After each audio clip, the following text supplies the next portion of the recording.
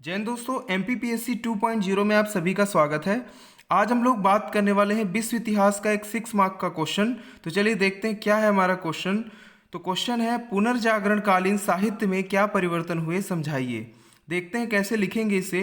तो पुनर्जागरण काल में साहित्य में अभूतपूर्व परिवर्तन हुए, जिसे निम्न बिंदुओं के आधार पर समझा जा सकता है। इसमें हमने पहला जो बिंदु लिया है वो देसी भाषाओं का विकास लिया है।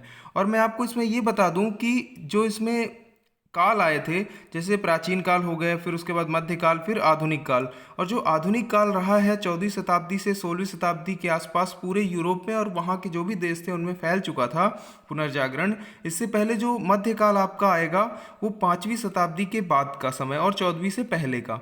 इससे पहले 5वीं शताब्दी तक प्राचीन जो विश्व है उस तरीके से आप समझ सकते हैं इसे। ठीक है, चलिए देखते हैं कैसे लिखेंगे। तो पहला बिंदु हमने लिया था कि देसी भाषाओं का विकास।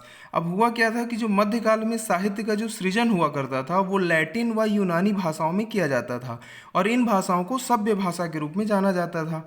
जबकि जब पुनर्जागरण काल आया 14वीं शताब्दी के बाद, तो जो देसी भाषाएं थी जिन्हें असभ्य भाषा के रूप में जाना जाता था उन पर रचनाएं होने लगी, जैसे इतालवी हो गई, जर्मन, फ्रेंच, अंग्रेजी। इन भाषाओं में जो है साहित्य का विकास होने लगा। इसके बाद देखते हैं दूसरा बिंदु हमने लिया है विषय वस्तु में परिवर्तन। तो विषय वस्तु में परिवर्तन किस प्रकार हुआ। तो मध्यकाल में क्या हुआ करता था कि धर्म व धार्मिक विषयों पर साहित्य लिखा जाया करता था, जबकि जब पुनर्जागरण काल आया तो उसमें लौकिक व मानव जीवन पर आधारित क्रियाकलापों पर रचनाएं होने लगी। तो इस तरीके से विषय वस्तु में परिवर्तन पर आप लिख सकते हैं।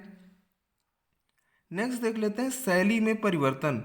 तो शैली में परिवर्तन किस प्रकार हुआ कि जब मध्यकाल था तो वहाँ पर राजाओं की प्रशंसा पर साहित्य लिखा जाया करता था, पर पुनर्जागरण के बाद उनमें नए पदबंध जोड़ दिए गए। इसके साथ साथ आलोचना भी होने लगी, क्योंकि पहले राजाओं की आलोचना नहीं हुआ करती थी, धार्मिक ग्रंथों की आलोचना नहीं हुआ करती थी। तो इस प्रकार से आलोचना प्रधान शैली का भी विकास होने लगा। तो ये पुनर्जागरण काल में इस प्रकार से परिवर्तन में आप लिख सकते हैं, शैली में परिवर्तन। नेक्स्ट हम देख लेते हैं इसमें कि पद्य के साथ गद्य की भी रचना होने लगी। मध्यकाल में क्या होता था, केवल पद्य रचना हुआ करती थी, पर जैसे जैसे पुनर्जागरण काल आया तो उसमें होने क्या लगा कि पद्य के साथ गद्य की भी रचना होने लगी। जैसे उदाहरण में आप देख सकते हैं कि डेकेमेरोन में लिखा है विकासियों की एक रचना थी। ठीक है, तो इस तरीके से आप इसमें उदाहरण के माध्यम से भी समझा सकते हैं। ठीक है, तो इस तरीके से 4 बिंदुओं में आप इसमें लिख लीजिए और आपका पेज भी समाप्त होने वाला है। तो हमें बाध्यता है कि हम एक पेज पे ही 6 मार्क क्वेश्चन को लिखेंगे। ठीक है, देख लेते हैं निष्कर्ष छोटा सा कैसे देंगे, किस प्रकार लिखेंगे इसे। तो उपरोक्त विवरण के आधार पर कहा जा सकता है कि इस काल में साहित्य का अभूतपूर्व विकास हुआ एवं तर्कवाद के साथ बौद्धिक क्षमता का विकास हुआ। ठीक है, तो इस तरीके से 2-3 लाइन में आप आसानी से लिख पाएंगे।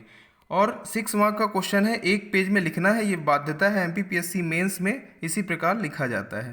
तो क्वेश्चन कैसा लगा कमेंट के माध्यम से ज़रूर बताएं और अपने दोस्तों को ज़रूर शेयर करें। जय हिंद।